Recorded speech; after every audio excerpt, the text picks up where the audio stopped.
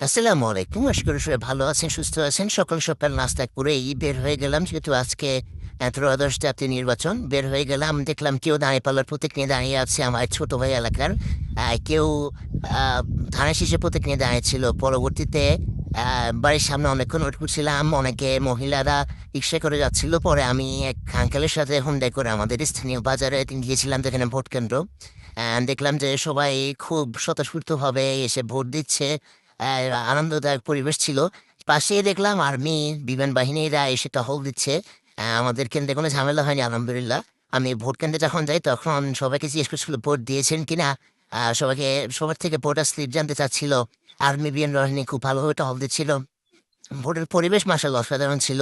অনেকে লাইন ধরে, সিরিয়াল ধরে ভোট দিচ্ছিল। আমি ভোট দেওয়া শেষে ভিডিও করছিলাম মাঠে, ভোটের পরিবেশ সম্পর্কে জানানোর জন্য। পরে বের বের হয়ে দেখলাম যে আ ধানের শীষ এবং গায়ে ফোলার প্রতীকের যারা কর্মী আছে তারা মানুষকে তাদের মার্কায় ভোট দেওয়ার জন্য বলছে বারবার। পরে হঠাৎ করেই ধানের শীষ মার্কার যিনি আমাদের এখানে পদপ্রার্থী শহীদুদ্দিন চৌধুরী আনি, উনি এসেছেন।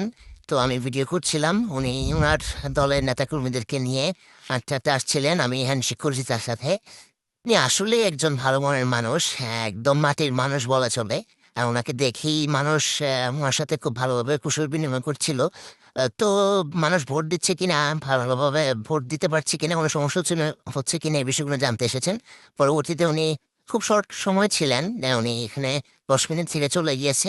পরে আমরা রাত আমি আসরের সময় বাড়িতে চলে যাই। চলে গিয়ে খাওয়া-দাওয়া করে এরপর আবার আসার সময় ভোট কেন্দ্রে আসি। এসে দেখলাম যে দাঁড়িপাল্লা প্রতীক ১৭০০ ভোটে আমাদের এখানে জয়লাভ করেছে। ধানের শীষ ১,০০০ ভোট পেয়েছে। পরে দাঁড়িপাল্লা প্রতীকী নেতাকর্মী যারা ছিল তারা তাদের কর্মীদেরকে বলছিল যাতে কোনো স্লোগান না দেয়। বিজয় হয়েছে, যাতে আল্লাহকে সেজদা করে বিজয় মেনে নেয় সুন্দরভাবে।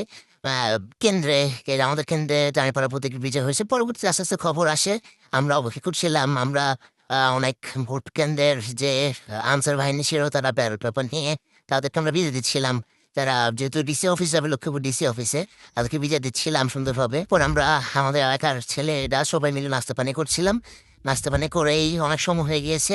রাতে ১০টা-১১টার দিকে ঘুমায় গিয়েছিলাম। আমি আর দেরি করিনি, বাসায় চলে গেছি। সকালবেলা জানতে পাই ধানের শীষ প্রতীক জয়লাভ করেছে আমাদের এখানে। তো সবাইকে ধন্যবাদ। আসসালামু আলাইকুম।